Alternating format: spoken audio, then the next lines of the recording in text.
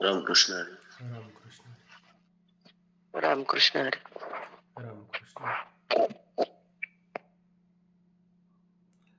चाडची निचडा करी आयशी मनोरथी ये थोरी, तिने विवळले अंतरे तेथे डोलो आला. मला असं वाटतंय ही पण ओवी झालेली आहे. ह्या दोन ओव्या झालेल्या आहेत, पण चला थोडं त्याच्यावरती करू चिंतन.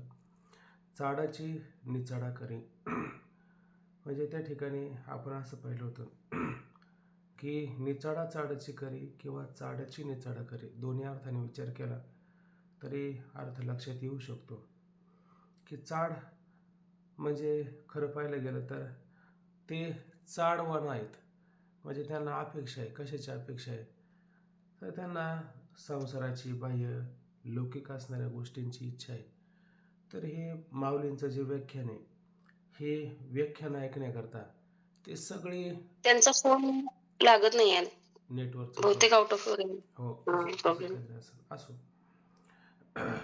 तर अशा पद्धतीनं त्यांना सुद्धा माऊलींचं हे व्याख्यान, माऊलींची भाषा निचाडा करतील, म्हणजे चाडरहित करतील, म्हणजे ते सगळं त्या संसाराला, विषयाला विसरून जातील, असं माऊलींचं व्याख्यान.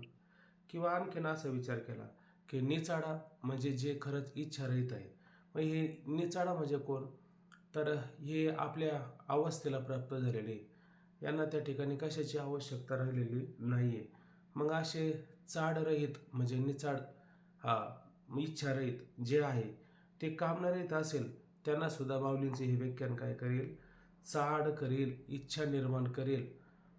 आयसी मनोरथी ये थोरी, अशा प्रकारची मनोरथी ये थोरी, एवढी मोठी थोरी, एवढी मोठी महती. आयशी मनोरथी म्हणजे मनोरथी म्हणजे काय? मनाचे सगळे रथ, मनातले सगळ्या इच्छा त्या ठिकाणी काय सगळ्या पुरवणारे हे माऊलींचं व्याख्यान त्या ठिकाणी आहे. आयशी मनोरथी ये थोरी, एवढी मोठी याची या व्याख्यानाची थोरी आहे. आणि एवढी मोठी असणारी मनामध्ये उत्पन्न करणारी थोरी महती त्या व्याख्यानाची ऐकून त्याने विवळले अंतरे तेथ डोलू आला. त्याने विवळले, विवळलेल्या शब्दाचा अर्थ प्रकाश घ्या, विवळलेल्या शब्दाचा अर्थ विचार जरी घेतला तरी चालेल. काय प्रकाश झाला? की ते श्लोकार्थ कमोदिनी, पूर्वी श्लोक होते पण श्लोकाचा अर्थ कोणाला कळत नव्हता. म्हणून त्या श्लोकाचा अर्थ हेच काय त्या ठिकाणी कमोदिनी, आणि अशा प्रकारचं त्या कमळाचा त्या ठिकाणी काय झाला आहे? विकास झालेला आहे. ते कमळ त्या ठिकाणी काय फुललेलं आहे. म्हणून कधी कधी पहा की ह्या ज्या ओव्या असतात आणि ह्या ओव्या आपल्याला सहजासहजी कळत नाही. आपण एक पारायण करायला जातो आणि पारायण करायला गेल्याच्या नंतर आपण काय म्हणतो? झालं आमचं पारायण, झालं आपलं पारायण. म्हणजे मग आपल्याला ज्ञानेश्वरी कळली का? आपल्याला ज्ञानेश्वरी कळलीच नाही. ज्या वेळेस आपण ह्या ओव्या बारकाईने ऐकतो किंवा बारकाईने याला समजून घेण्याचा प्रयत्न करतो आणि त्या ओवीचा जेव्हा आपल्याला यथार्थ अर्थ कळतो की नाही, मग आपल्या मनामध्ये काय चांगल्या प्रकारचा विचार येतो. म्हणण्यापेक्षा तो चांगल्या ओवीबद्दल, त्या विचाराबद्दल काय होतो? प्रकाश निर्माण होतो. आणि जेव्हा ते ओवीबद्दल चांगला विचार निर्माण होतो, तेव्हा आपल्याला काय वाटतं? सहजच मनामध्ये मनुष्य काय होतो? डोलायमान होतो. ते कथा कीर्तन सुरू असलं की त्यामध्ये ते कीर्तनकार वगैरे, ते प्रवचनकर किंवा ते कथाकार वगैरे काहीतरी एखादा मुद्दा सांगतात आणि तो मुद्दा आपल्याला जर कधी भावला तर आपण काय करतो? माना डोलायला सुरुवात करतो. कधी सुरुवात करतो? कळलं का कळण्याच्या आधी? कळल्यावरती माना डोलतो. कळल्याच्या आधी करतो का माना डोलायचं काम? कधीच माना डोलत नाही. पण जेव्हा तो अर्थ आपल्याला यथार्थ रूपाने कळतो तेव्हा मात्र आपण माना डोलत असतो. तेव्हा श्रोत्यांना माऊलींचा सांगण्याचा अभिप्राय, माऊलींचं सांगण्याचं तात्पर्य यथार्थ रूपाने कळलं का नाही? कळलं म्हणूनच डोलं आलं ना. नसतं कळलं तर डोलं आलं असतं का? नसतं कळलं तर डोलं आलं नसतं. ज्या अर्थी त्यांना कळतंय त्या अर्थी मनामध्ये डोलू आला. ते डोलू लागले. मनाचे मनोरथ आता पूर्ण होऊ लागलेले, पूर्णपणे त्या अवस्थेला. विवळे म्हणजे काय? विवळ होणे म्हणजे काय? हिला प्रकाश दिला असं 19 नंबर पहा बरं. प्रकाशले, प्रकाशले म्हणजे तो विचार निर्माण झाला. ज्ञानोबराय म्हणतात की नाही, ह्या सगळ्या जगाचा अर्थ माझे मनी प्रकाशिले. प्रकाशिले म्हणजे काय, ते प्रकाशन झालं, विचार निर्माण झाला, असं असं त्याचा अर्थ करू शकता कोणी. म्हणून त्या श्रोत्यांच्या अंतःकरणामध्ये हे सगळं प्रकाशित झालं, हे सगळं ज्ञान उत्पन्न झालं, त्याचा विचार उत्पन्न झाला. आणि मग विचार उत्पन्न झाला म्हणजे खरा विचार उत्पन्न झाला. आणि तो जेव्हा खरा विचार अंतःकरणामध्ये उत्पन्न होतो त्याच वेळेस मनुष्य डोलायमान होतो. म्हणजे त्याची हावभाव त्या ठिकाणी काय, त्या स्वरूपाकडे थर्तरूपाने प्रवृत्त होण्याचं होत असतं. म्हणून तेने बिबळले अंतरी तेथ डोलो आला. पुढे म्हटले ते निवृत्ती दासे जाणितले.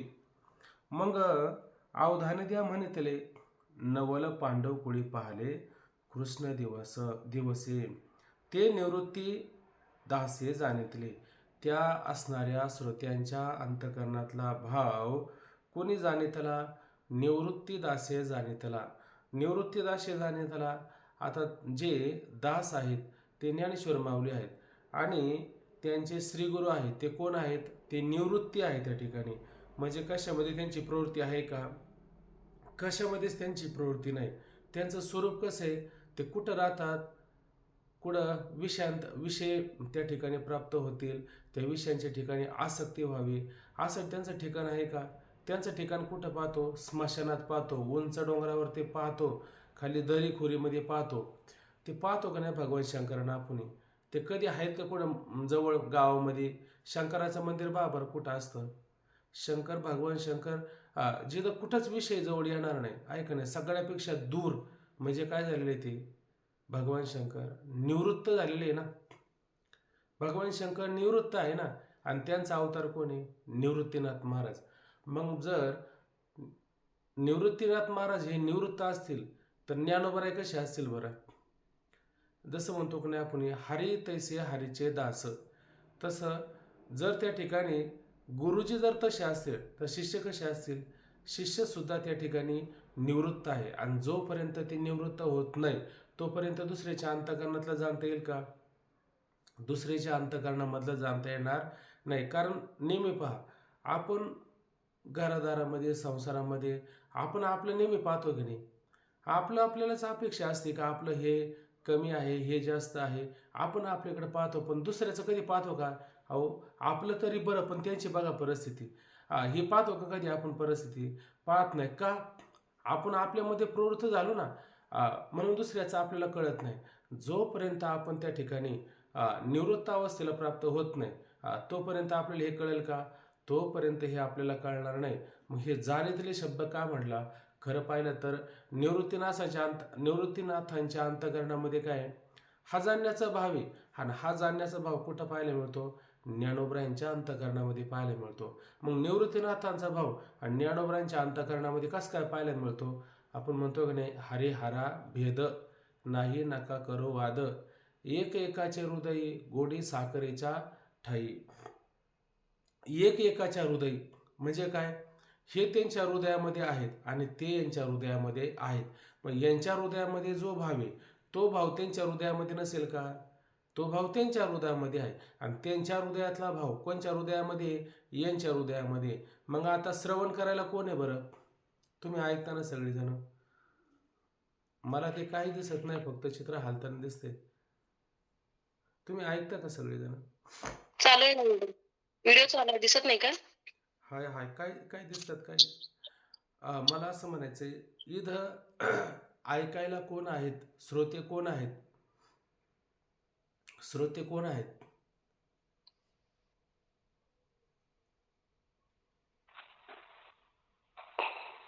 निवृत्तीनाथ आहे. निवृत्तनाथ महाराज श्रोते आहे का नाही? कोण आहे मग ते?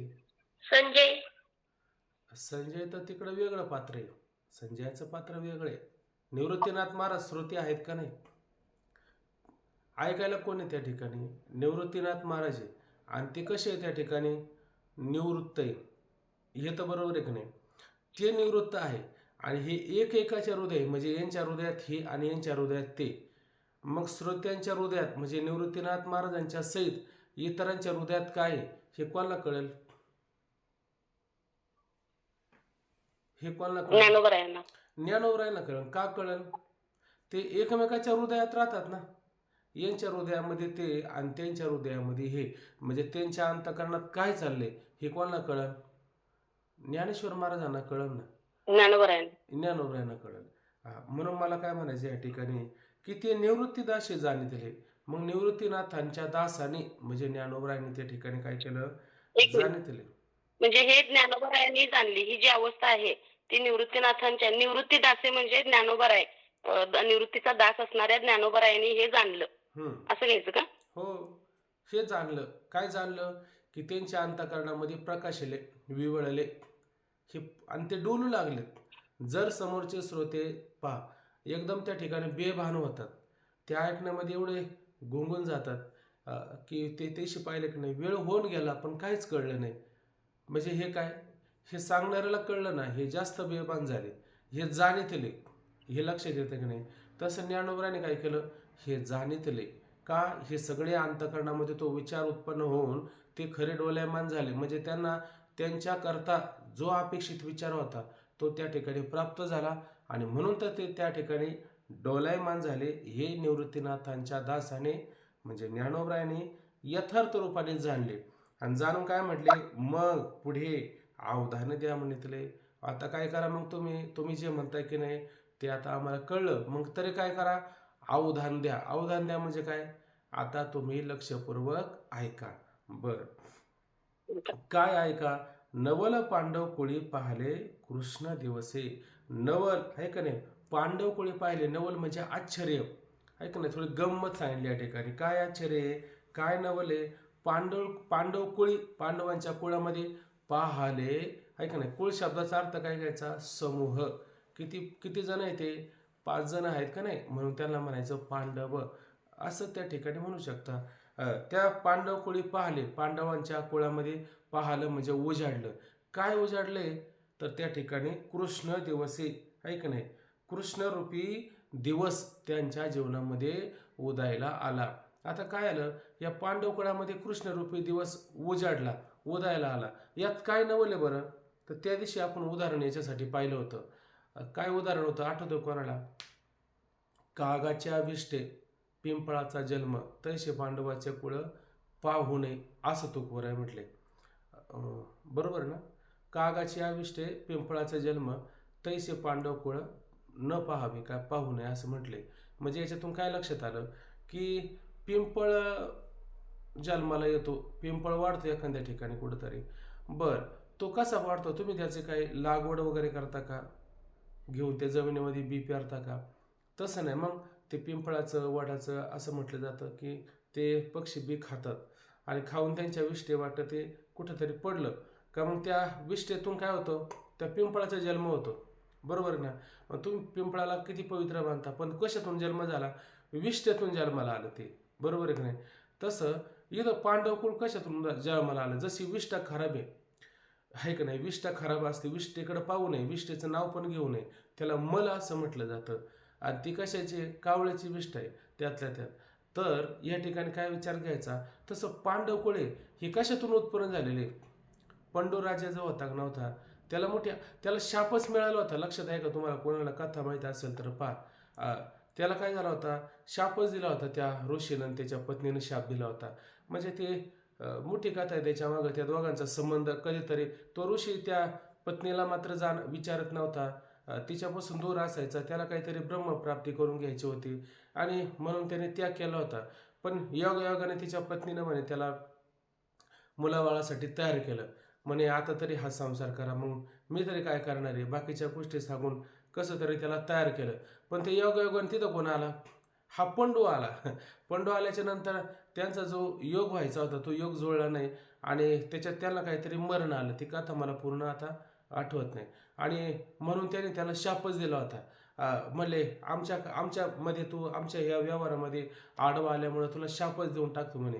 म्हणले तू सुद्धा तुझ्या पत्नीला जर हात लावला किंवा स्पर्श केला तर काय होईल? तुला त्या ठिकाणी मरावं लागेल. आणि हा पंडूला मोठी आसक्ती होती, या गोष्टीबद्दल मोठी आसक्ती होती. म्हणजे हे पांडव कुळ काय हे खरं तर आसक्तीनंच जन्माला आलेले. ते पंडूचे सुद्धा मुलं नाहीत. कोण? हे पांडव का आहेत बघा बरं. पंडूची मुलं नाही ती आहे का नाही? इकडे हे वरच मिळाला होता त्या ठिकाणी सूर्यनारायणाचा त्या सूर्यनारायणाच्या वरापासून म्हणजे हे पांडव कुळ नक्की कोणाचं आहे खरं जर पाहायला गेलं तर याला काय हाईच नाही त्या ठिकाणी. मग न पाहावे तुकोबराय म्हणजे हे पांडव कुळ पाहू नये. पण हे पाहण्यासारखं जरी नसेल पण याचंच मोठं नवल वाटते. काय नवल वाटते? कृष्ण दिवस आहे का नाही, कृष्णरूपी दिवस आणि यांच्या ठिकाणी काय यांच्या कुळामध्ये काय आज उदयाला आलेलं आहे. म्हणजे या पांडवांचं किती मोठं भाग्य आहे, मोठं भाग्य आहे त्या ठिकाणी. आणि माऊली काय म्हणतात, आता ऐका. काय ऐका? नवल पांडवकुळी पाहिले कृष्ण दिवस. कृष्ण दिवसी हेच त्यामध्ये काय आहे, नवल आहे असं श्रोत्यांना सांगतात. काय नवल आहे? आता नवल सांगायला सुरुवात केली, थोडं बारके नाही का. देवकी या उदरी वाहिला, यशोदा सायाशी पाळीला, शेखी उपेगा गेला पांडवांशी. देवकी उदरी वाहिला. आता ह्या कृष्ण परमात्म्याला आपण त्या सगळ्या कथा जाणता. कोणाचं तप आहे, कोणाच्या तपाने कोणाच्या त्या ठिकाणी उदरामध्ये जन्म झाला, कोणी त्याला त्या पाळला, मग ते पूर्वजन्माचे कोण होते ते सगळं तुम्हाला पाठ असेल. पण इथं फक्त लक्षात असं घ्यायचं की देवकी उदरी वाहिला. देवकीनं काय केलं? उदरामध्ये वाहिलं. 9 दिवस गर्भवासामध्ये त्याला ठेवलं. मग ते ठेवत असताना मला सांगा तिला कष्ट किती झाले असेल बरं? 9 दिवस. आपलं सामान्यांचं नाही सांगत मी देवकीचं सांगतो. आपल्या सामान्यांचं काही नाही. आपण महिन्याच्या महिन्याला तपासायला जातो, पाहतो कशी काय बाळ कसं खेळतं, काय करतं, ते सगळं आपल्याला कळतं का नाही? म्हणजे सगळं आपल्याला सगळी सुविधा आता ह्या ठिकाणी आहे. पण त्या देवकी मातेला काही सुविधा होती का? हातामध्ये बेड्या, पायामध्ये बेड्या, कुठं हालचाल करायचं, कुठं जायचं यायचं, तर हालचाल सुद्धा करता येत नव्हते. आणि अशा परिस्थितीमध्ये तिला जो होणारा त्रास आहे तो त्रास तिला कोणाला सांगता आला का? कोणाला सांगता आलं नाही. बरं त्यातल्या त्यात किती मोठी भीती. बरं नारदाने असं सांगितलंच होतं कंसाला, म्हणले पहिला आठवा का शेवटचा आठवा हे सांगता येईल का? तो म्हणे खालून पाहिलं येईल, खालून आठवा असेल किंवा वरून आठवा असेल हे सांगता येणार नाही. म्हणून मग कंसाला भीतीच निर्माण झाली. आता कोणता असेल पहिला, कोणता असेल आठवा हे सांगता येत नाही. त्यापेक्षा कटकट घालण्यापेक्षा सगळे संपून टाकू ना, सगळे संपून टाकू, बरोबर की नाही? मग आता तो मूल झाला का घ्यायचं आणि ते कुठंतरी त्याला भिंतीवर खडकावरती आपटायचं, मारून टाकायचं त्या मुलाला. असा त्याचा नियम ठरला होता. म्हणजे येणं 9 महिने गर्भवासामध्ये ठेवायचं, त्याचं सगळं पालन पोषण करायचं, त्याला सगळं त्या ठिकाणी सांभाळायचं. आणि एवढं सगळं सांभाळून काय केलं? त्या कंसाने मारायचं, बरोबर आहे की नाही? मग तिला ते तिच्या उदरामध्ये वाढत असताना तिला किती कष्ट झाले असेल बरं आंतरिक पण झाले आणि बाह्य पण झाले. म्हणजे दोन्ही बाजूने किती कष्ट झालं. म्हणजे त्या देवकी मातेनं काय केलं? ह्या परमात्म्याला उदरामध्ये काय केलं? त्या ठिकाणी वाढवलं, वाहिला आहे का नाही? उदरामध्ये त्या ठिकाणी वाढवलं. बरं उदरामध्ये गर्भवासामध्ये 9 महिन्यापर्यंत वाढवलं. बरं यशोदे सायाशी पाळला. आणि यशोदेने काय केलं? सायाशी म्हणजे मोठ्या कष्टाने पाळलं. हिचं आता फक्त हिनं उदरात वाढवलं म्हणजे हिनं आतलं कष्ट घेतलं. आणि दुसरीनं काय केलं? बाहेरचं कष्ट घेतलं. काय केलं? सायास म्हणजे मोठे कष्ट करून त्याला पाळलं. का बरं पाळलं? कसं काय पाळलं? आपण नेहमी पाहतो की नाही, हा लहानपणापासूनच याने काय काय लीला केल्या. पहिलेच कोण आलं तर गिराईक, पुतना पहिलीच गिराईक ना आहे की नाही? शोषेली पुतना येणे मोयेले तरू, बापराक मध्ये आळीना सांडे बापराक मध्ये म्हणजे पहिलंच गिरायक आलं होतं. पहिलंच गिरायक आहे ते म्हटले झोपलंय आहे का नाही? मागं जाण्यापेक्षा हा लगेच उठला, तिथूनच सुरुवात केली. ती किती मोठी होती, किती आणि तिचं शरीर सांगत असताना आपण पाहिलं की ती मारताना कर्पुरासारखा वास सुटला. म्हणजे याचं कागासूर मारला, बकासूर मारला, रिठासूर मारला आहे का नाही? रिठा दिला इथं कुठंतरी, तो रिठा त्याने चावला कुठं, ते गाडीच्या रूपामध्ये आला होता. रोज कुणी ना कुणी आसूर येत राहायचा. मला सांगा हे काय सामान्य आसूर होते का? बरं हे सामान्य आसूर नाही, घरामध्ये तर त्रास, पण सगळ्या गावातल्या लोकांना त्रास नव्हता का? सगळ्या गावातल्या लोकांना मोठा त्रास असायचा. बरं एवढाच त्रास होता का? एवढा त्रास नव्हता ना. अहो त्या 7-5 गवळणी मिळून येते ती गारायने, त्या 7-5 आहे का नाही अशा गवळणी. आता त्या 7 म्हणजे काय, 5 म्हणजे काय, त्याचा मोठा विचार. पण थोडक्यात समजून घ्या. या गवळणी रोज यायच्या, गारण द्यायच्या. काय काय गारण द्यायचा? म्हणजे हा कृष्ण असा कसं काय म्हणजे दही दूध तूप लोणी शिंकी नुरेची, म्हणजे त्या ठिकाणी दही दूध तूप शिंक सुद्धा नवरीची शिंकल सुद्धा त्या ठिकाणी ठेवत नाही. असं रोज आमच्या घरी येतो, चोऱ्या करतो, खोड्या करतो, आहे का नाही, असा असणारा हा कृष्ण परमात्मा किंवा तुकोबराय म्हणतात, 7-5 गवळणी आलिया मिळवून यशोदा गारणे देती कैशी, काय व्यालीशी पोर चोरटे शिरजोर, जाना वेगळीची कैशी गी गे कैशीची गे, म्हणजे काय व्यालीशी पोर, अगं यशोदे काय हे जन्मालाच घातलं ग तू पोर, असं काय झालं म्हणे, हे चोरटे म्हणजे हे रोजच चोरी करते, आणि चोरीमध्ये कसं आहे हे शिरजोर आहे, ऐक नाही म्हणजे सगळ्या शिरजोर म्हणजे काय, हे चोरी करतं तर करतं, आणि वरून काय करतं, चोरीचा आळा आपल्यावर आणत नाही, कोणा वाळा आणतं, कोणा वाळा आणतं, दुसऱ्यावर आळा आणतं. आपण दादांची कथा ऐकतो नाही, त्याच्यामध्ये मोठी लीला पाहायला मिळते. ते म्हातारं बाहेर झोपलं होतं आणि ते ताकाचा डेरा आणला आणि त्याच्या डेरीवर फोडला म्हणे. बरं एवढंच केलं नाही म्हणले, त्या दोघांची याची दाढी आणि त्याच्या विणीची गाठ मारून दिली म्हणले, ही अशी गाठ मारली म्हणले, काही सुटता म्हणले, काय संबंध आहे का, इतकं शिरजोर म्हणले, म्हणजे चोरी त्याने करायचा, सगळं त्याने करायचं, व्यभिचार त्याने करायचं, जे काय करायचं त्याने करायचं, आणि आळ कोणावर, आळ पण त्यांच्यावर, याच्यावर काय आहे का, याच्यावर काहीच नाही, म्हणजे चोरटं तर चोरटं, आणि वरून शिरजोर पण होते, मी कुठे चोरी केली दाखवा मी चोरी केलेली, म्हणजे ती एक गवळण घेऊन चालली होती, परत धरला मालमुद्दे सहित पकडला आणि म्हणली चल आता तुला घेऊन जाते. हा जाता जाता काय केलं, त्या परमात्म्याने अशी लीला केली का तिचंच ते पोर होतं, त्या पोराचा हात तिच्या कधी हातामध्ये दिला आणि हा आपला कधी बाजूला झाला, यशोदेच्या गेला करोड जाऊन बसला, आहे का नाही, आणि ही गेली यशोदेकडे गारण घेऊन आणि काय म्हणली, हे बघ आता मुद्दे मालाच आहेत पकडून आणलाय बघ बरं, आहे का नाही. मग त्या टायमाला त्या यशोदेन म्हणलं कोणाला पकडून आणलं, म्हणले तुझ्या पोराला बघ हे किती चोर करते म्हणले, चोऱ्या करतं म्हणले त्या ठिकाणी, आणि चोऱ्या करून म्हणले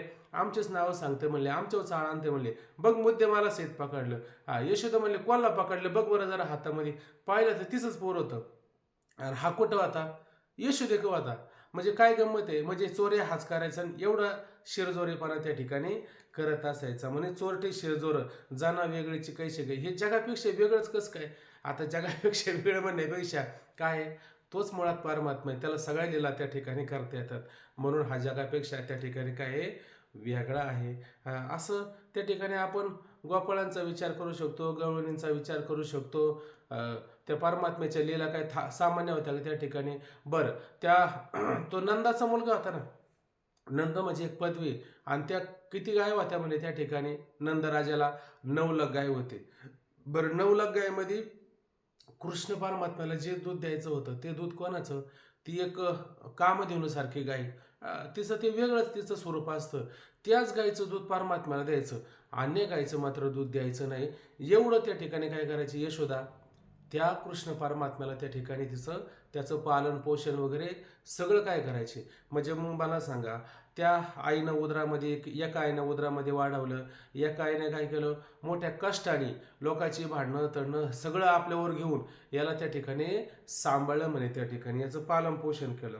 देवकी उदरी वाहिला यशोदा सायाशी पाळला, शेखी शेवटी उपयोगा गेला पांडवांशी, आणि शेवटी कोणाच्या उपयोगाला गेला, पांडवांच्या उपयोगाला गेला. म्हणजे खरं उपयोगाला जायला कोणा पाहिजे होता, तो त्या देवकीच्या उपयोगाला जायला पाहिजे होता, यशोदेच्या उपयोगाला जायला पाहिजे होता. यांच्या उपयोगाला गेला का, यांच्या उपयोगाला गेला नाही, शेवटी कोणाच्या उपयोगाला गेला, मग हे पांडवकुळी नवल नाही का, हे पांडवकुळामध्ये आश्चर्य नाही का, म्हणजे यांच्या उपयोगाला न जाता तो पांडवकुळांच्या ज्ञानदेव म्हणे नाही काय हरिपाठामध्ये अभंग आहे बघा, ज्ञानदेव म्हणे व्यासाची खुना, आणि द्वारकेचा राणा पांडवा घरी, द्वारकेचा राजा आहे का नाही, आणि कुठं पांडवांच्या घरी, कशाला पांडवांच्या घरी, यांना सांभाळल्या करताना, कारण ते कौरव जे होते ना, कौरव एक रोज एक काहीतरी नवीन कट कारस्थान त्या ठिकाणी करत असायचे, म्हणजे एक लक्षाग्रह केला होता म्हणे, म्हणजे मोठा वाडा, त्या राजवाडा काहीतरी असं बनवलं होतं, पण त्याच्यामध्ये राख होती, राखमध्ये डिझेल पेट्रोल इंधन घातलेलं होतं, ऐका नाही कायसाठी, ह्या पांडवांना जाळण्याकरता, म्हणजे ते सगळं त्यांना दिलं आणि म्हणले हे तुम्हाला, आणि तुम्हाला म्हणून ते काय करायचं होतं, ते सगळे पांडव आत गेले का इकडून त्याला आग लावून टाकली का ते जळून जातील ते घर, आणि त्याच्यामध्ये पांडव पण जळून जातील. कृष्ण परमात्म्याला कळालं, लीलाच केली म्हणले महाराज. असं भुयार तयार केलं. त्या भुयारातून काय केलं, त्या सगळ्यांना बाजूला काढलं. सगळे सुखरूप, सगळे सुखरूप त्या ठिकाणी. आणि जाळलं. म्हणले मेले पांडव. कसले पांडव मेले? हा नाही का त्यांच्याकडं? हा त्यांच्याकडं होता. म्हणजे काय करायचं, सहाय्याचे. म्हणजे याने कृष्ण परमात्म्याने मागताच घेतला होता का पांडवांचं रक्षण करायचं. काही झालं तरी पांडवांचं रक्षण करायचं. ते पितामह भीष्म होते. बरं, ते पण भक्तच आणि अर्जुन पण भक्तच. दोन्हींची गंमत आहे मोठी. पण त्यातल्या त्यात ह्या पांडवांना किती महत्व आहे हे मला सांगायचंय. त्या पितामह भीष्माने प्रतिज्ञा केली होती. मला बाकीचे नाही सांगायचं, मला एवढं सांगायचंय. काय प्रतिज्ञा केली होती? काय म्हणले, उद्या ही पृथ्वी निष्पांडवी करेल. म्हणजे ह्या पृथ्वीवरती एक सुद्धा पांडव शिल्लक राहता कामा नाही, असं उद्या करेल, अशी प्रतिज्ञाच केली. आता भक्ताची प्रतिज्ञा देवाने कशी काय मोडायची बरं? बरं, हा देवाचा स्वभाव नाही का? भीष्मपण केला खरा, धनुर्धरा रक्षिले. म्हणजे भीष्म पण खरा केला का नाही, आणि अर्जुनाला भीष्मपण केला खरा आणि धनुर्धरा रक्षिले. आणि आपल्या प्रार्थना काय केली, आपली प्रतिज्ञा होती ती काय केली, ती मोडून टाकली भगवंताने. बरोबर आहे की नाही? पण मग आता भक्ताची प्रतिज्ञा केली, खरी केली, म्हणजे भीष्माची प्रतिज्ञा खरी केली. आता त्याने पण उद्या प्रतिज्ञा केली ना, निष्पांडवी पृथ्वी करेल. आता काय करायचं, अशी मोठी काळजी लागली. आणि म्हणून तो कृष्ण परमात्मा अर्जुनाच्या रावटीमध्ये गेला आणि अर्जुन झोपला होता. आणि अर्जुन झोपला, त्याला जागवलं, उठवलं आणि म्हटले, अर्जुना तुला माहिती का रे उद्या काय होणार आहे? म्हणलं काय होणार आहे? अरे म्हणले, पितामह भीष्माने प्रतिज्ञा केली. काय प्रतिज्ञा केली म्हणले? नाही म्हणले, ते म्हणले उद्या हे निष्पांडवी पृथ्वी करेल, एक पांडव शिल्लक राहणार नाही, औषधाला सुद्धा ठेवणार नाही. अहो देवा, जाऊ देव, तो पितामह भीष्म आहे, ते आमचे आजोबा आहे, त्यांना जन्मापासून सवय प्रतिज्ञा करायची. करू दे काय प्रतिज्ञा करायचे, थंडीचे दिवस मला झोपू द्या. अरे पण उद्या प्रतिज्ञा केली, मग तू काय आलाय? मग तू काय म्हणजे काय घातलंय? सगळा भारतीयाने कुठे घातलाय? परमात्म्यावरती घातलेला आहे. मग याचा अर्थ काय झाला? याचा अर्थ एवढाच झाला की ह्या पांडव कुळामध्ये हा कृष्ण दिवस उगवलेला आहे. म्हणून मागे पुढे उभा राहे सांभाळित, आले आघात निवार. मागे पुढे सारखं उभा राहून काय करतो, आले आघात, जेवढे काही आघात येतात की नाही, तू गुरुबंधू पिता, तू आमची इष्टदेवता, तू सदा रक्षिता आपदी आमुते. सदा सदा म्हणजे नेहमी ह्या सगळ्या संकटातून, आपत्तीतून आमचं रक्षण करतात या ठिकाणी आहे. म्हणून हे ह्या पांडव कुळामध्ये हे नवल नाही का, हेच खरं त्या ठिकाणी नवल आहे. म्हणून शेवटी उपयोगा कोणाला गेला? पांडवांच्या उपयोगाला गेला. हेच खरं त्या ठिकाणी नवल आहे. बर, अजूक नवल सांगतात, कारण आता नवलाचाच पाडा सुरू झाला ना. हा सगळा पाडा, याच्यात नवल, त्याच्यात नवल, त्याच्यात नवल. आता हे सगळं नवलच आहे. काय नवल आहे? म्हणून बहु दिवस ओळगावा, का अवसरू पाहुनी विनवावा, हाई सोसुतया सदैवा पडे चिना. काय म्हणले? आता परमात्म्याने काय केलं, अर्जुनाला त्या ठिकाणी ज्ञान दिलं. बर, ज्ञान जर मिळवायचं असेल, आता ज्ञान मिळवायचं असेल तर त्याच्यामध्ये एक नियम केलेला असतो. आपण 4थ्या अध्यायामध्ये श्लोक पाहिला की नाही, तद्विद्धी प्रणिपातेन परिप्रश्नेन सेवया उपदेक्षन्ति त्या ज्ञानं सत्व दर्शनम, असं म्हणलं की नाही. म्हणजे आपण काय करायचं, श्रीगुरूला पहिल्यांदा शरण जायचं असतं का बिगर शरणागतीचं ज्ञान असतं? नाही. पूर्वी असं सांगितलं जायचं की क्षेत्राच्या ठिकाणी किंवा गुरुग्रही गेल्याच्या नंतर काय असायचं की तो जो साधक आहे, तो जो शिष्य आहे, त्याने जवळजवळ 6 महिन्यापर्यंत त्या श्रीगुरूची त्या घरी राहून सेवा करायची असते. आणि श्रीगुरूने तिच्याकडे पाहायचं सुद्धा नसतं. का पाहायचं नसतं? कारण खरंच हा त्या अधिकारावर आरूढ झालेला आहे का? खरंच याला त्या ज्ञानाची भूक लागलेली आहे का? खरंच हा गरजवंत आहे का? म्हणून काय करायचं, 6 महिन्यापर्यंत. आता मी तुम्हाला आत्ताचं सांगतोय, पूर्वीचं वेगळं होतं. ते शुकाचार्यांचं पण आपण वर्णन पाहतो की नाही. जनक राजाच्या भेटीला गेले, त्याला अभिमान झाला होता, आणि किती महिने थांबावं लागलं त्या राजवाड्याच्या बाहेर रांगेला? 6 महिने थांबावं लागलं होतं. 6 महिन्याने त्यांना प्रवेश झाला की नाही. 6 महिन्याने प्रवेश झाला. आणि प्रवेश होताना काय म्हणायचे, जाऊन सांगा मी शुक आलो, मी शुक आलो. ते म्हणले, दोघं नका येऊ, एक या. एक म्हणजे किती? मी घाला म्हणजे मीला घेऊन नका येऊ, तुम्ही एकटेच या, आहे का नाही. मग शेवटी म्हणले शुक आला एवढं सांगा फक्त. म्हणजे मी काढला आणि तेव्हा त्या आतमध्ये प्रवेश झाला. म्हणजे ज्ञान काय सहजासहजी प्राप्त होतं का? म्हणजे मला सांगा, शुकाचार्य काय सामान्य होते का? पण त्यांना सुद्धा 6 महिन्यापर्यंत बाहेर थांबावं लागलं, नंबर लावून थांबावं लागलं. पण ह्या पांडवामध्ये तिथं भीमाला पहा, अर्जुनाला पहा, नकुलला पहा, सहदेवला पहा का धर्मराज युधिष्ठिराला पहा. या पाचींपैकी कोणी भगवंताची सेवा केली बरं? एवढी एवढी सेवा कोणीच केली नाही. केली का कोणी सेवा केली नाही. माऊली म्हणतात म्हणून बहु दिवस ओळखावा आणि पुष्कळ दिवसापर्यंत या परमात्म्याची ऐक नाही तुझी घेई सेवा सकळ गोवा उगवणी ऐक नाही. तो कोऱ्या म्हणतात तुझी सगळी सेवा घेईन, पण इथं सेवा आहे का? इथं नवल सांगायचं ना आपल्याला कोणत्याच प्रकारची परमात्म्याची ह्या पांडवांनी कसल्याही प्रकारची सेवा त्या ठिकाणी केली नाही. बहुदिवस म्हणजे पुष्कळ दिवस तरी काही अशी सेवा केली नाही. का अवसरी पाहून येऊन व्हावा. आणि मग हे देवा आता किती दिवस झालं तुझी आम्ही सेवा करतो. का सेवा करतो? आपण गुरुग्रही जायच्या टायमाला 6 महिने झालं गुरुजी, 6 महिने झालं तुम्ही आमच्याकडे पाहत सुद्धा नाही. आम्ही इथं कशाला आलो? आम्हाला ज्ञान प्राप्त करून घ्यायचं आहे का नाही? मग असं गुरुजींना थोडं एकांतामध्ये बसून कमीत कमी विचारावं, बरोबर आहे की नाही? तेवढं सुद्धा असं काही केलं का? कृष्ण परमात्म्याला काही विनवणी केली का? अजिबात सुद्धा कोणत्या प्रकारची विनवणी केली नाही. वेळ काळ कधी पाहिला नाही. 3ऱ्या अध्यायामध्ये पाहिलं की नाही? म्हणले आई आणि लेकरू आणि ते स्तनपान करताना वेळ काळ पाहता का? वेळ काळ अजिबात पाहत नाही. त्या अर्जुनाने तो म्हटलेलंच आहे ना, तो सगळा पाडा वाचला का तुमच्या लक्षात येईल त्या अर्जुनाची व्यथा. म्हणून या ठिकाणी कोणती परमात्म्याची पुष्कळ अशी सेवा आपण नाही केली. त्याच्यामध्ये कोणत्या प्रकारची वेळ अवेळ असं न पाहता सगळ्या गोष्टी त्या ठिकाणी विचारल्या. का अवसरी पाहून येऊन आणि वेळ पाहून त्याला काही विनंती केली का? काही नाही.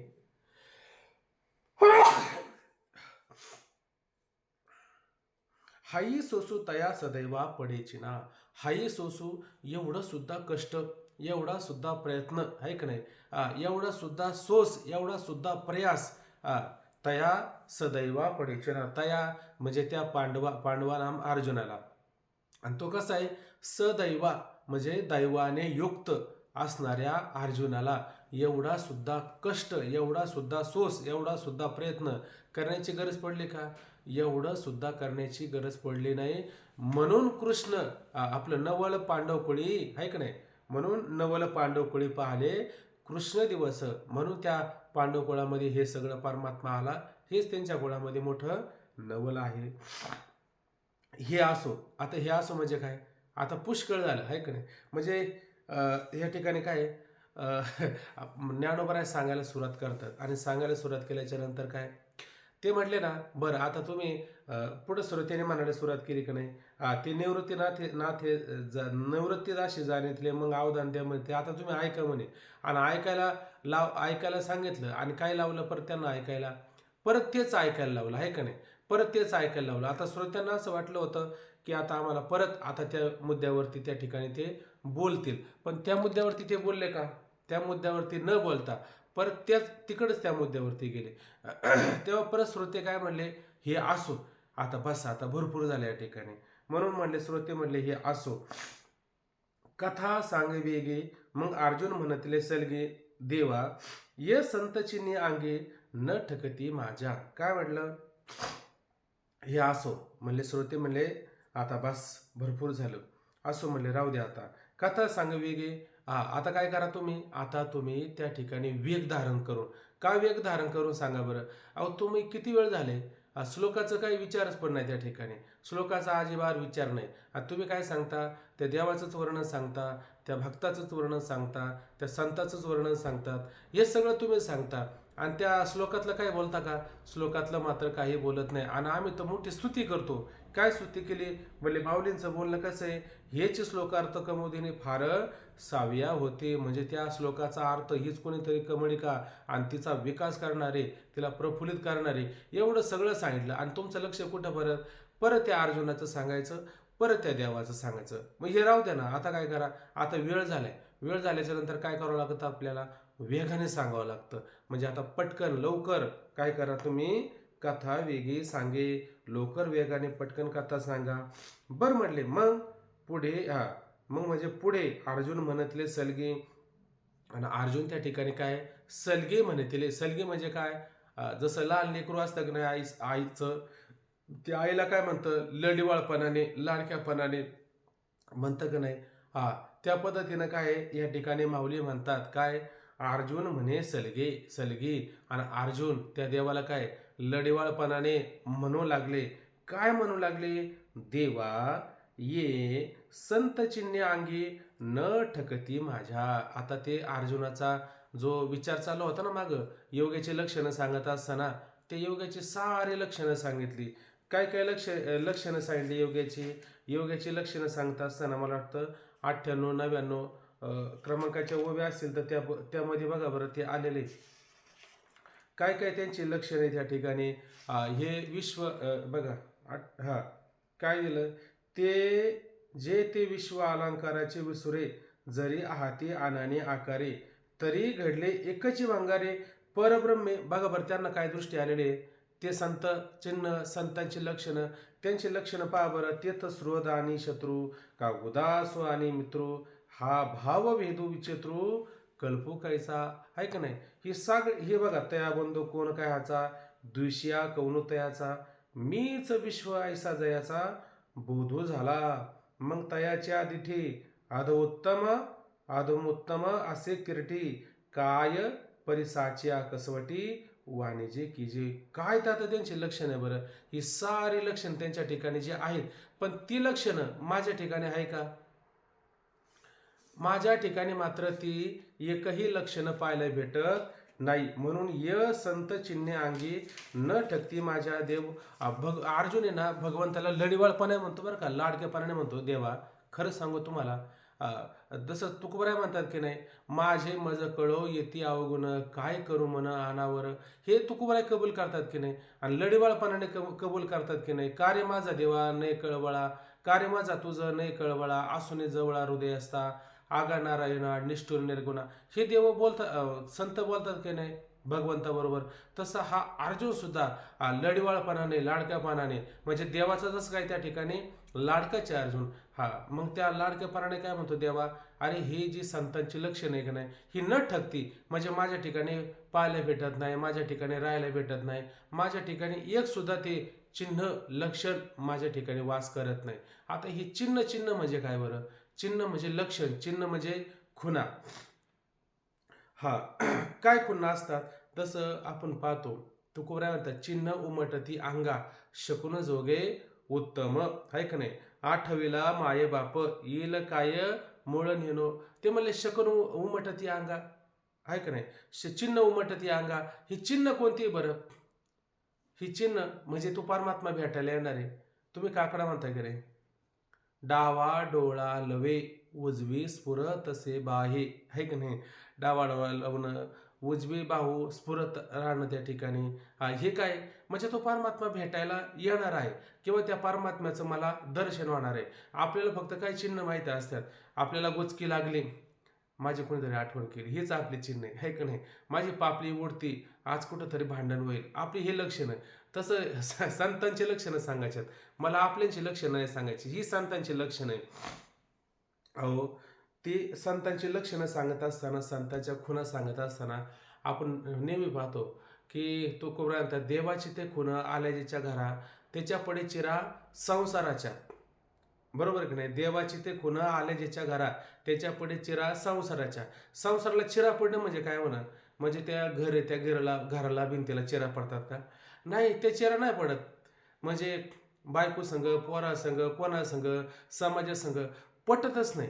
का बरं पटत नाही? बैसला ती चित्ती निवडेना. आता तो परमात्मा चित्तात बसला की नाही, त्याला निवडेना म्हणजे वेगळं होऊनच देत नाही. आपल्यासारखं तो परमात्मा काय करतो, सारखं त्याला आपल्यासारखं, म्हणजे त्याला कोणाचं होऊनच देत नाही. मग त्याला कोणाचं होऊन देत नाही, मग काय करतो तो परमात्मा? दुसऱ्याचं व्हायला गेलं का देवाची ते खुणं करावी वाटोळे. आहे का नाही? आणि आपणा वेगळे राहू नेदी.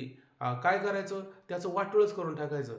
म्हणजे काय करायचं? त्याने किती संसार करायचा प्रयत्न केला तर त्याला संसार मात्र करून द्यायचा नाही. त्याचं काय करायचं? वाटोळं करून द्यायचं. का बरं वाटोळं करायचं? कारण असं वाटोळं केलं म्हणजे मग त्याला पर्याय काय राहणार आहे? त्याला देवच पर्याय राहणार आहे. मग का म्हणले? देवाची ते खुणं करावे वाटोळे, आपणा वेगळे राहू नेदी. देवाची ते खुणं गुंतून येते आशा, ममतेच्या पाशा. काय म्हटलं बघा बरं, आठवतं का तुम्हाला? आता ते ओंकार महाराज बरं होते सर्च करायला, ते पण नाही राहिले, जाऊ दे असू द्या. म्हणजे गुंतून येते आशा, ममतेच्या पाशा, ममतेचे पाश असतात ना त्या ठिकाणी, त्या कोणत्याही पाशामध्ये गुंतू देत नाही. पहा देवतेची बळकाविले स्थळ आणि तुकापे सकळ चिन्ह दिसे. पहा देवतेची बळकाविले स्थळ, आणि ही सगळं चिन्ह कुठं पाहायला मिळतात? तुकापे सकळ. ही तुकाराम महाराज म्हणतात माझ्या ठिकाणी ही सगळे चिन्ह पाहायला मिळतात. का बरं पाहायला मिळतात? की हा देव आहे, हा भक्ताला संसारच करून देत नाही. काय करतो? त्याला आपल्यासारखं करत असतो ना. आणखीन एक अभंग आहे, देव भक्ताला लागे करून येदी संसार. चिन्ह सांगायचे ना तुम्हाला. देव भक्ता लागे करून येदी संसार, अंगी वार वार करुणी ठेवी. आपल्यासारखं सारखं सारखं, अंगी म्हणजे आपल्यासारखं वारंवार करून ठेवत असतो. बरं, मग त्याला आपल्यासारखं करण्याकरता बरं बायको जर द्यायची, मग कशी द्यायची बायको? त्याला बायको जर द्यायची म्हणे, श्रीदेवी गुणवंती ती पेगुण ती आशा, आणि आहे का नाही? जर त्याला चांगली बायको जर दिली तर काय होईल? तिच्यामध्ये सगळ्या आशा गुंतून राहतील, आहे का नाही? मग बायको कशी देतो? म्हणूनही कर्कशा. म्हणून त्याला काय करतो? कर्कश करून ठेवतो. बघा, जे पुरुष पारमार्थिक असेल त्यांना बायको कशी असते? कर्कश असते. आणि ज्या स्त्रिया पारमार्थिक असतात त्यांना पुरुष कशा असतात? कर्कश असतात. म्हणजे त्यांचं जुळणच देत नाही. हे कोण जुळून देत नाही? परमात्मा जुळून देत नाही. आपण म्हणतो हे आपल्याला अनुकूल का होत नाही? आपल्या मनाजोगे का वागत नाही? तुमच्या मनाजोगे ते वागणार नाही का? कारण तुका म्हणे आले समर्थाच्या मनात, त्या परमात्म्याच्या मनात आले ना, त्याला असंच करायचंय. मग तुम्ही किती जीव काढला, लोक आता बरेच जणांचे याच कथा असतात, ह्याच रडकथा असतात बरेच जणांच्या, हे असं का असं का. असं नाही, ते तसंच होणार आहे. का? कारण तुमची परीक्षा चालू आहे. सोनाराकडे जर तुम्ही सोनं घेऊन गेले, तो म्हणतो का अहो द्या, मला माहिती आहे त्यांच्याकडे सोनं. किती विश्वासाचा असला, पहिल्यांदा कसोटी करायची. कसोटी करणं म्हणजे काय? त्याला घासून घ्यायचं. तसं देव सुद्धा काय करतो? प्रत्येकाला असं घासून घेतो, घासून घेतो, आहे का नाही? मग काय करतो? ती पत्नीच कर्कशा, ते पुरुषच कर्कश, म्हणजे त्यांचं वाटोळच करून टाकतो, त्यांच्या संसाराला चिराच पाडतो, आहे का नाही? त्यावेळी भाग्य द्यावे तरी, आहे का नाही? ते भाग्य म्हणजे चांगलं धन ऐश्वर जर दिलं तर काय होईल? तो त्याच्यामध्ये गुंतून पडेल, आहे का नाही? आणि म्हणून काय करतात? त्याला कोणत्या प्रकारचं भाग्य वगैरे काय देत नाही. मग पार मग आम्ही सदैव सुडके हेच म्हणायला लावतात. जवळीच येता चोर धाके, जाऊ पुढे भिके, कुत्री घरे राखीती. काय होतं तुकोबरांच्या घरामध्ये? काहीच नव्हतं. सदैव सुडके, जवळी येतात, चोर जर जवळ आला तरी धाक पडायचा. चोरू काय? चोरू काय? चोर आले म्हणे घरावरती. तुकोबरांचं घर म्हणजे कसं? चंद्रमौळी घर. चंद्रमौळी म्हणजे काय? चंद्राचं दर्शन घ्यायचं झालं तर घराच्या बाहेर जायचं नाही, घरातूनच दर्शन. म्हणजे काय सुविधा असेल बरं? म्हणजे घराला कौलच नव्हती, काय पण नव्हतंच. खालूनच बघायचा चंद्र कसा उगवला, आहे का नाही? असं. आणि त्या चोरी करायला चोर आले, आणि त्या चोरांनी पाहिलं चंद्राचा चांगला प्रकाश, आत घरात काय सगळं दिसायचं.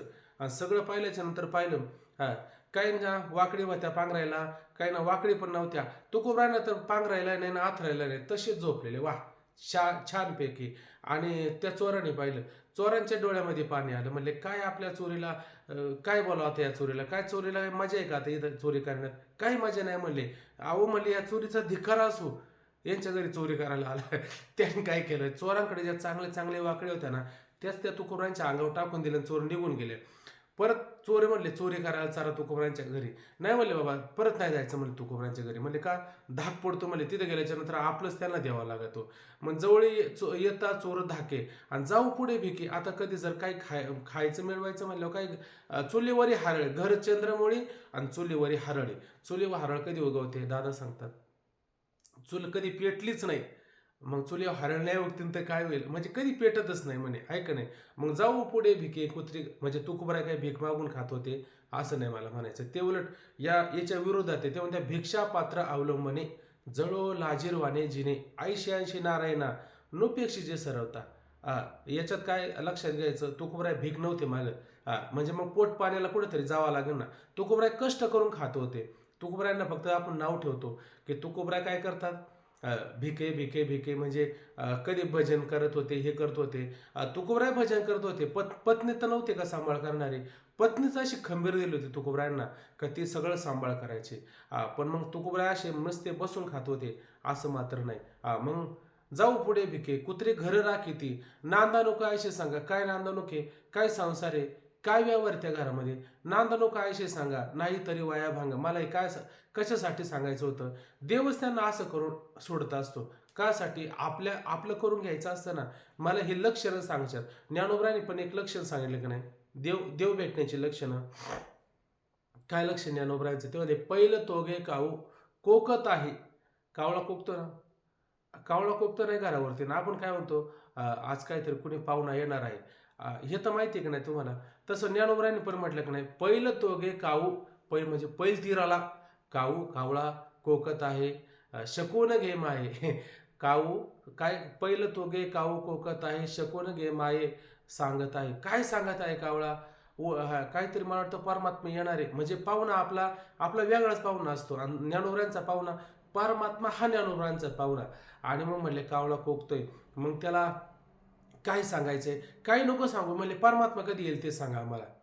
बघा, म्हणले म्हणले उड रे काऊ, आता बसू नको, आता उड रे काऊ, तुझे सोनेने मडविलं पाहू, आणि पाहुनी पंढरीराव घरा काही येतील. सरळ सरळ अर्थ, पाहुणी पंढरीराव घरा कधी येतील. मग काय करावं लागेल तुला काय करावं लागेल? उडत जावं लागेल का नाही? मग उडत जावं लागेल. मग उडत गेल्याच्या नंतर तुला कष्ट होतील का नाही? पण तू परमात्मा कधी येईल हे सांगण्याकरता येईल का नाही, म्हणजे माझा फायदा होईल. मग मी काय केलं पाहिजे? मग तुझे सोन्याने मडविलं पाहू, म्हणजे तुझ्या पायामध्ये मी काय घालेल? सोन्याने मडवेल, म्हणजे सोन्याचे दागिने करून त्या पायामध्ये मी घालील. पुढं असं म्हटलं, काय पुढचं चरण आहे? दही भाताची उंडी आणि लावेल तुझे तोंडी. आता त्याला तोंड आहे का? दही भाताची उंडी घालण्याकरता तोंड आहे ना त्याला. दही भाताची उंडी लावेल तुझी तोंडी, जीवा पडिये त्याची गोडी सांग वेगळी. जीवाला फार आवडती त्याची गोडी, ती मला वेगळी सांग. आणि एवढं जर वेगाने सांगितलं तर काय करेल? दही भाताची उंडी आहे का नाही, असा घास करून तुझ्या मी तोंडात घालेल, आहे का नाही. दुधे भरून वाटी आणि लावेल तुझे ओटी. आता त्याला होट आहे का चोच आहे? पण बावले म्हणतात होट आहे. आहे का नाही. दुधे भरून, दुधाची वाटी भरून तुझ्या ओटाला लावेल, आहे का नाही. दुधे भरून वाटी लावेल तुझे ओटी. पुढं काय म्हटलं? सत्य सांगा विठू गोटी येईल काय. कावळे महाराज, खरंच सत्य सांगा, खोटं नका सांगू, आहे का नाही. ती येतील का खरंच मला भेटण्याकरता? ज्ञानदेव म्हणे, जाणे जे हे खुणे, आणि भेटती पंढरीडाने शकून सांगे. ज्ञानदेव म्हणे, जाणे जे, लक्षात घ्या, ही खुनी, ही खून आहे. अशी जर आपली अवस्था होत असेल, माऊलीने फक्त ते रूपक केलं. आता हे रूपक काय करायचं? मनामध्ये तयार करायचं. आणि खरंच तो परमात्मा येईल का? येईल का? असं म्हटलं तर येईल का नाही? पण अर्जुनाने हे सगळं काय केलं का? अर्जुनाने यातलं काही केलं नाही, तरी तो परमात्मा आला ना घरी. मग हे नवल नाही का? हे खरं नवल याच्यामध्ये, हे नवल आहे. म्हणून ते म्हणतात की बाबा, देवा ये संत चिन्ह अंगी न ठगती माझी. पण आता हे सगळे संतांची चिन्ह मात्र माझ्या ठिकाणी पाहायला भेटत नाही. ही संत चिन्ह माझ्या ठिकाणी नाही ते बाबा. पुढं म्हणतात बघा, एरवी या लक्षणाची निज सारा, मी अपाडे कीर अपुरा, परी तुमचेने बोले अवधारा, थोरावे जरी. काय म्हणतात? एरवी या लक्षणाची निज सिरा. एरवी खरोखर पाहायला गेलं तर, वास्तविक पाहायला गेलं तर, या लक्षणाच्या, या चिन्हांच्या, या खुणांच्या, आहे का नाही, ही लक्षणं, ही खुणं संतांच्या ठिकाणी असणारी निज सारा. निज म्हणजे मुख्य, निज म्हणजे आद्य, आणि सार म्हणजे त्यातलं तात्पर्य. या सगळ्या संत चिन्हांचं तात्पर्य जर काढलं देवा, याचा जर सगळा बारकाईने जर विचार केलाच, तर मी अपाडे कीर अपुरा, मी अर्जुन, अपाडे, म्हणजे नाही, आणि पाडे म्हणजे बरोबरतेचा, योग्यतेचा, तुलनेचा, काय, कीर म्हणजे बरोबर, खरोखर, अपुरा मी आहे.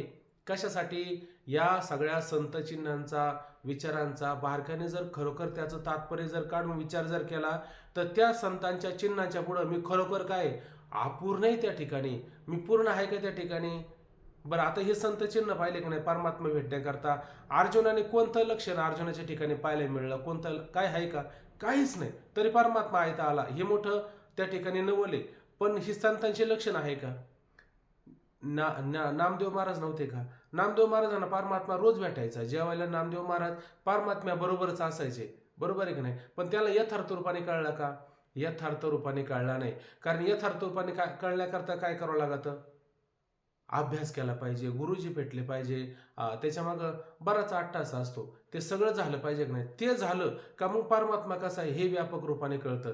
तसं अर्जुनाने मान्य केलं की नाही, देवा या लक्षणांचा सगळा विचार जर केला तर मी मात्र ह्या सगळ्याच्या पुढं कसं आहे अपुरा, म्हणजे मी पूर्णच नाही त्या ठिकाणी. बरं अर्जुनाने आपली कबुली दिली की नाही, अर्जुनाने आपली ह्या ठिकाणी कबुली पण दिलेली. बर मी अपाडी कीर अपुरा, खरोखर देवा ह्या सगळ्या गोष्टींचा जर विचार केला तर मी मात्र त्या चिन्हांच्या पुढे अपुरा आहे. परंतु देवा तुमचे बोले अवधारा थोरावे जरी, परी अवधारा जरी जरी तुमचे बोले थोरावे. पण देवा ऐक ना म्हणे देवा काय, परंतु देवा ऐका काय जरी तुमचे बोले, तुम्ही जर मला त्या ठिकाणी बोलायला लावलं तर थोरावे, ऐक ना एवढा मी थोर होईल का नाही, एवढा मी मोठा होईल का नाही. तुम्ही करू शकता, ते कोणीच करू शकत नाही. कृष्ण अर्जुनाला पूर्णपणे माहिती करेल तर का हे नो हे महाराज. जसे संत त्या ठिकाणी काय करू शकत नाही तसं तुका म्हणे आले समर्थाच्या मला, जरी वय राहणार रंग त्याचा. जर परमात्मा कसा आहे त्या ठिकाणी समर्थ आहे का नाही, आणि त्या परमात्म्याच्या जर मनामध्ये आलं, आणि ह्या अर्जुनाला काय करायचं या ठिकाणी, अर्जुनाला त्या ठिकाणी शहाणा करायचा आहे, अर्जुनाला मोठा करायचा आहे, अर्जुनाला थोर करायचे, हा परमात्मा करू शकत नाही का. हा परमात्मा त्या ठिकाणी नक्कीच करू शकतो ना. मला वाटतं कुठं 11व्या अध्यायामध्ये ओवी बाळकृष्ण महाराज आहेत का ते, त्या ध्रुवाची ओवी सांगताना, त्या ध्रुवाने किती वर्षाचं वय होतं, त्या ध्रुवाचं 6 वर्षाचं वय होतं, बरोबर की नाही. आणि परमात्म्याच्या दर्शनाकरता भेटी करता ललायत झाला आणि अरण्यामध्ये गेला आणि मोठं तप करू लागला.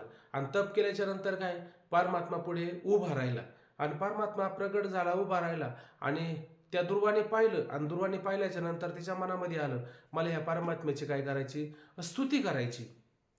पण परमात्म्याची स्तुती करायची असा भाव अंतःकरणामध्ये निर्माण झाला, पण स्तुती करू काय, मोठी काळजी लागली आता स्तुती करू काय.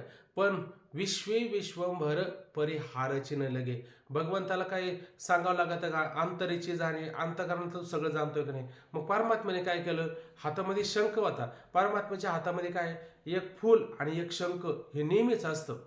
जसं आपल्याला काही सांगितलं जातं की नाही, विचारसागर सुरू एक ग्रंथ आपल्या बरोबर ठेवायचं म्हणजे ठेवायचा. जर ही ज्ञानेश्वरी की नाही, ही बरोबर आपण ठेवायची, साधक आहे ना आपण. आणि ग्रंथ उपजे हे आपलं उपजीविकेचं साधन आहे, जगण्याचं साधन आहे. तसं भगवंताकडे काय आहे, शंख आणि काय एक फूल का बरं, भगवंताची जर पूजा करायची झाली तर फूल पाहिजे, आहे की नाही.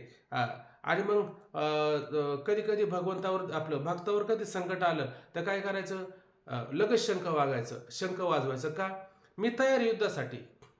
आम्हा घाली पाठीकडे पुढे पुढे कळे काळाशी भिडे, म्हणजे ते शंख का, मी लगेच युद्धासाठी तयार आहे, आता काळजी करायचं काही काम आहे का. मग शंख काय सांगतो, रक्षण करायला मी तयार आहे. आणि फुल काय सांगतं, त्या ठिकाणी फुल सांगतं पूजा करायला तयार आहे, म्हणजे हा भगवंत तयार आहे का नाही. मग हे शंख तेवढ्यासाठीच आहे का, युद्धासाठी. या शंखामध्ये मोठं विशेष सामर्थ्य आहे. काय सामर्थ्य आहे याच्यामध्ये, काय फोडून या पोटी 4 वेद काढले. तो शंखासूर कुठं लपला होता, अहो शंखातच लपला होता ना, नावच शंखासूर पडलं का नाही. मग त्याच्यामध्ये काय होतं, 4 वेद होते ना त्याच्यामध्ये, होते का नाही. मग 4 वेद होते, तो शंख कोणाकडे, तो भगवंताकडे असणारा शंख आहे. आणि तो शंख काय केला, कपोल म्हणजे त्या ध्रुवाच्या गालाला लावला. आणि गालाला लावल्याच्या नंतर वेदाची मती कुंठे, वेदाची मती म्हणजे बुद्धी तिथं कुंठित होऊन जाईल, अपुरी पडेल. असा तो त्या ठिकाणी काय ध्रुवबाळ बोलू लागला, ध्रुवबाळ त्या ठिकाणी बोलू लागला. मग आता त्या परमात्म्याने ध्रुवबाळाला काय शिकवलं का, पहिला म्हटलं का बाबा आता तुम्ही पहिल्यांदा पंचकरण शिका, नंतर विचार चंद्रोदय शिका, नंतर विचार सागर शिका, आणखीन तुम्हाला काही पंचदशी वगैरे वृत्तीप्राप वगैरे येत असेल तर ते शिका, मग ज्ञानेश्वरी घ्या. असं काय शिकवलं का, काही नाही. नुसता शंख लावला, बोलायला लागला त्या ठिकाणी. बोला ना महाराज, ओवी काय ते. तेच की, नात्री मधुवनी ध्रुवासी केले, जसे कपोल शंखे शिवतले आणि वेदाचे मते बोलू लागला. ना तरी मधुवनी ध्रुवासी केले, जसे कपोल शंख शिवतले आणि वेदाची मती ठेली, ते बोलू लागला. म्हणजे वेदाची मती सुद्धा त्या ठिकाणी ठेली, कुंठित होऊन जाईल, अपुरी पडन, असं त्या ठिकाणी बोलू लागला. मग देवा जर तुम्ही माझा अंगीकार केला किंवा तुम्ही मला जर सहाय्यकारी जर झाले तर मग मी नाही बोलू शकत का? मी सुद्धा त्या ठिकाणी ते बोलू शकतो. म्हणून म्हटले एरवी या लक्षणाची निज सारा मी आपाडे की रापुरा परी तुमचेने बोली अवधारा थोरावे जरी. पण तुम्ही जर बोलू लागले, देवा ऐका ना, तुम्ही जर खरंच मला बोलू लागले, हे सर करू लागले सहाय्यकार्य, आता येते माझं सहाय्य करावे देवा. इथं जर तुम्ही मला सहाय्य जर केलं तर काय थोरावे, मी सुद्धा तेवढा थोर तेवढा मोठा ऐक नाही त्या ठिकाणी होऊ शकतो. 35 नंबर महत्व येईल, मोठेपणाला मी प्राप्त होईल. ठीक आहे, वेळ झाला आता थांबून घेऊ. पुंडलिक वरदाहरी विठ्ठल श्री ज्ञानदेव तुकाराम पंढरीनाथ भगवान की जय. माऊली ज्ञानेश्वर महाराज की जय. जगद्गुरु श्री संत तुकाराम महाराज की जय. सर्व संतन की जय. रामकृष्ण रामकृष्ण हरी. रामकृष्ण रामकृष्ण रामकृष्ण रामकृष्ण हरी.